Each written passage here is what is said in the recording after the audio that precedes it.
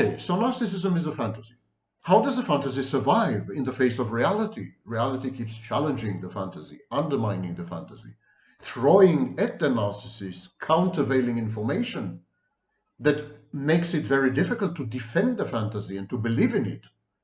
The fantasy becomes less and less convincing as life unfolds and unfurls, as the narcissist gets in touch with other people, as other people mock the narcissist, criticize the narcissist, disagree with the narcissist, challenge the narcissist, undermine the narcissist, compete with the narcissist. I mean, there are like thousands of stimuli every year which should have ruined the fantasy beyond repair. And yet the fantasy survives and actually grows stronger by the day. How is this accomplished? Via a mechanism known as cognitive distortions.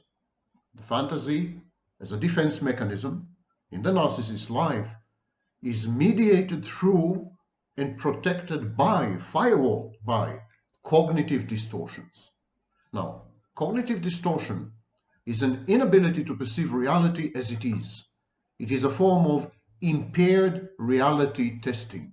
The narcissist is no longer in touch with reality, he is in touch with an interface that somehow reframes reality, falsifies reality in a way that is rendered palatable and acceptable, in a way that buttresses and supports and enhances the core underlying primary fantasy.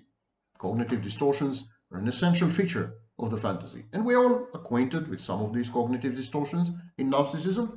Grandiosity, for example, is a cognitive distortion. I'm godlike, I'm perfect, I'm brilliant, I'm amazing, I'm infallible, I'm handsome, I'm a genius, etc. These are all fantasy defenses, but they are grandiose, they are inflated. And so grandiosity is a way of falsifying reality. Internalization is another way, avoiding external objects by converting them into internal objects, by introjecting and internalizing them, and later on identifying with them. And this is what I call snapshotting. It's a cognitive distortion. Hyperreflexivity is a cognitive distortion. It's actually a psychotic feature, a feature of psychosis. And hyperreflexivity allows the narcissist to treat other people as if they were not separate, to not recognize the separateness of other people, to interact with other people as if they were extensions of the narcissist or internal objects within the narcissist's mind or some internal organ. So hyperreflexivity. And all these are forms of impaired reality testing